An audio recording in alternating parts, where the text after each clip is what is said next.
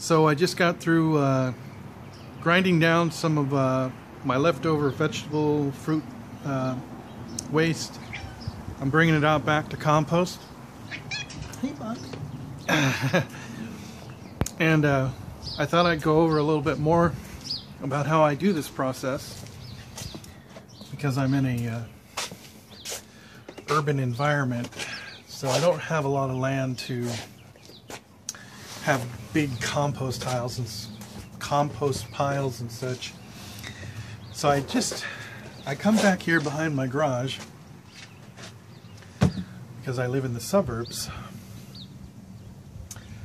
and I've got these barrels of dirt here, and these barrels are left over from when we dug up part of the lawn, and we had a lot of dirt and grass left over.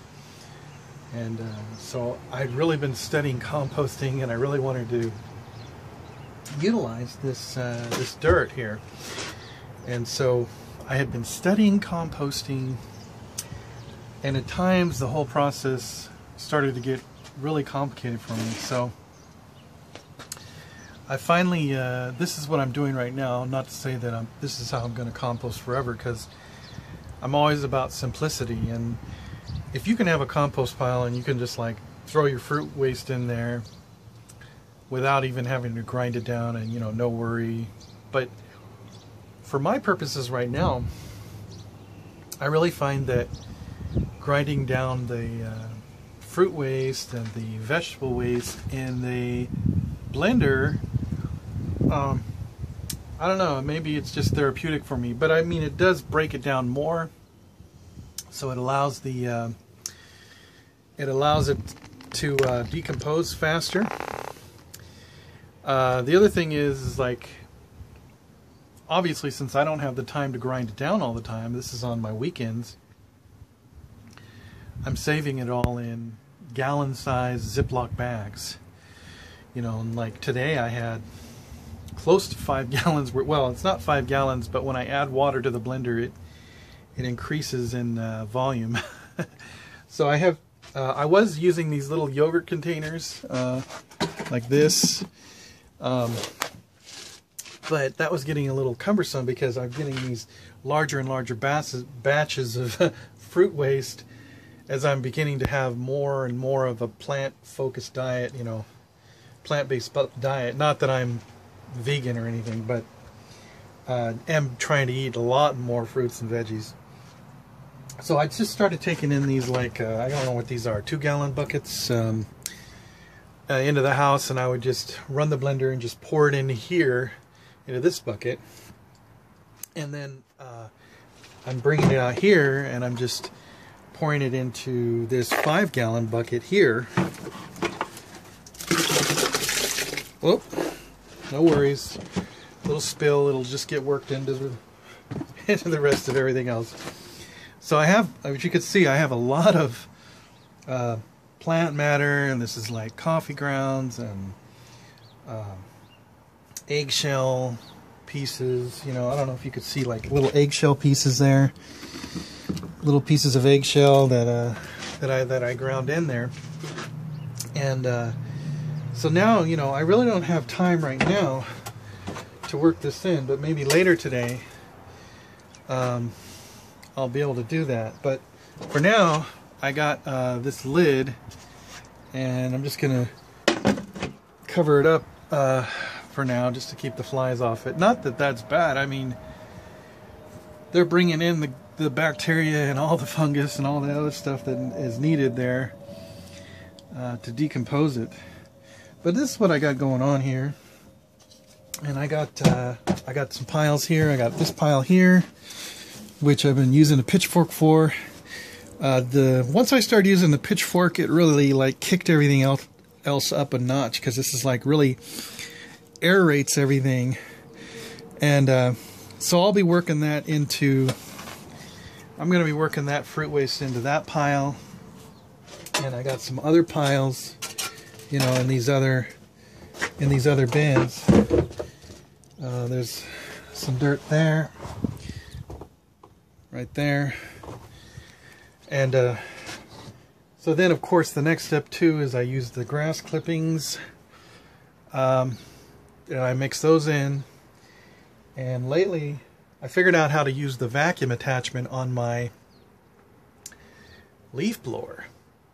And I didn't have a bag, so I duct taped a old pillowcase to that, and you know, that's great because I can sweep all the leaves up into a pile and just like suck them up, and it just shreds them all up into a leaf mulch automatically.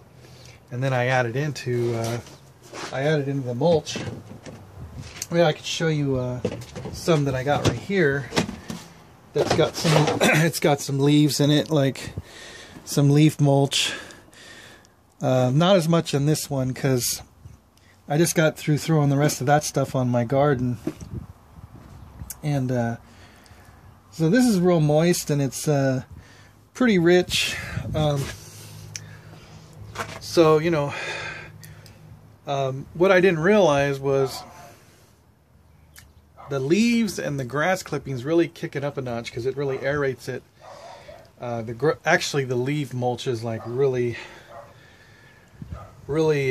key. So, you know, gather as many dry leaves as you can, crunch them up, you know, or shred them up, mix them into your compost, and it will aerate it. And then, you know, use a pitchfork to continually, you know, aerate this, and then, you know, keep it moist. You know, I got some rainwater here that I use. And I just drizzle it over everything here. So I got that going on, and I'm really excited about this. It's a real simple process, you know, I'll do another video, just kind of continue to show you how it's coming along. I got some other projects I'm working on here in the back of the garage. See if I can show you here. I got these. And this is like just some fruit waste that I'm trying to like create some ethanol with. And then this right here, this is grass clippings, and these little airlocks here you see that little airlock? You can get those on Amazon. 2 of them for like $5, and you know, this fits really nicely into like an orange juice container like this. But you know, this is sort of the beginning stages of the ideas I'm working on. I wanted to go up a little higher, but in scale, like maybe trash can size. But looks like the ideas that I have going on are probably going to be relegated to the 5-gallon bucket size. So that's going to be interesting. Anyway, oh yeah, let me work some of this spill here. Just gonna work it in. Just work it in. So, you know, just then you drizzle a little water on there. But it's probably gonna rain today, so this pile here will get plenty soaked, and the other ones I got my lids on because trash cans don't really drain. These don't really have holes in the bottom, so they don't drain, and I don't want it to get super soaked. so rather than having these barrels fill up with muddy water, I just cover the lids on here, and I'm not too worried about these piles here because nature will take care of those. so that's what I'm doing on my Sunday afternoon. Having fun. Alright, God bless everyone, and remember, keep seeking truth.